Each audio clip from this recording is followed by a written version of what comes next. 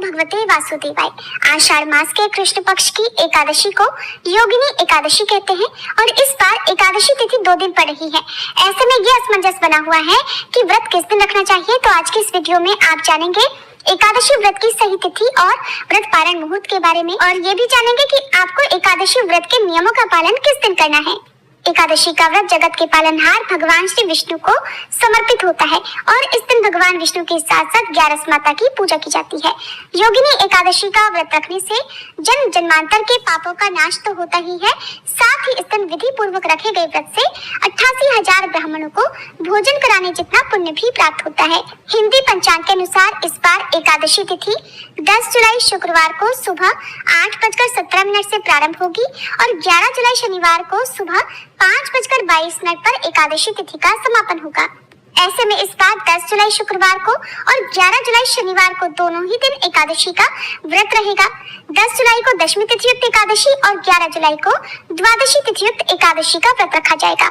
जब भी एकादशी व्रत 2 दिन का पड़ता है तब पहले दिन की एकादशी को गौण एकादशी और दूसरे दिन की एकादशी को वैष्णव एकादशी कहते हैं। और अगर बात की जाए सबसे सही तिथि में व्रत रखने की, तो पहले दिन जब दशमी तिथि मिली एकादशी होती है उस दिन का त्याग करके दूसरे दिन जब ब्रह्म मुहूर्त में या सूर्योदय से पहले एकादशी विद्यमान हो और उसके बाद द्वादशी तिथि लग रही हो, उस दिन का व्रत रखना ज्यादा फलदायी माना जाता है। द्वादशी तिथि 11 जुलाई शनिवार को सुबह 5:23 से प्रारंभ होगी और द्वादशी तिथि का समापन 12 जुलाई रविवार को सुबह तड़के 2:04 पर होगा।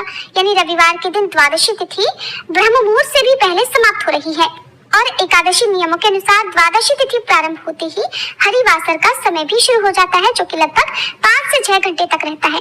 ऐसे में इस बार जो भी भक्त 10 जुलाई शुक्रवार को योगिनी एकादशी का व्रत रखेंगे, उन्हें 11 जुलाई शनिवार को दोपहर में ही व्रत का पारण करना होगा। इससे पहले तक आप व्रत का पारण नहीं कर सकते हैं और व्रत पारण मुहूर्त दोपहर 1:50 से लेकर 4:36 तक रहेगा। ऐसा इसलिए क्योंकि सुबह से मध्याह्न तक हरिवासर रहेगा और मध्याह्न के समय व्रत नहीं खोला जाता है।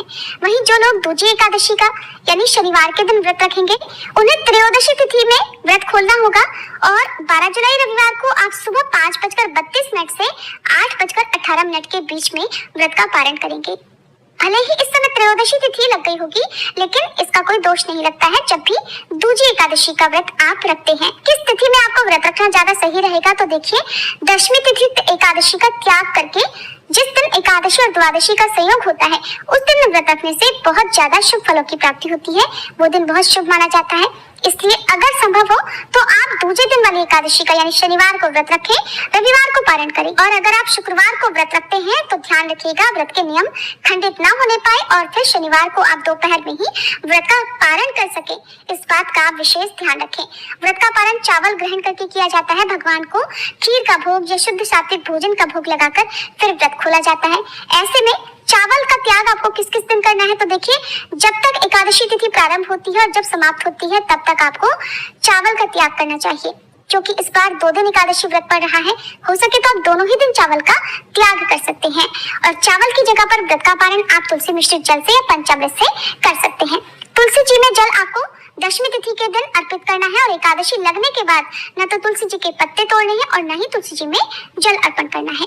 रविवार के दिन भी तुलसी जी में जल अर्पित नहीं किया जाता है, तो मानसिक भाव से तुलसी जी में जल अर्पित करके तुलसी माता को भोग लगाकर आप व्रत का पारण कर सकते हैं। इस बार 10 जुलाई शुक्रवार को सुबह 8:16 तक भद्रा काल भी रहेगा और भद्रा का वास स्वर्गलोक में होगा।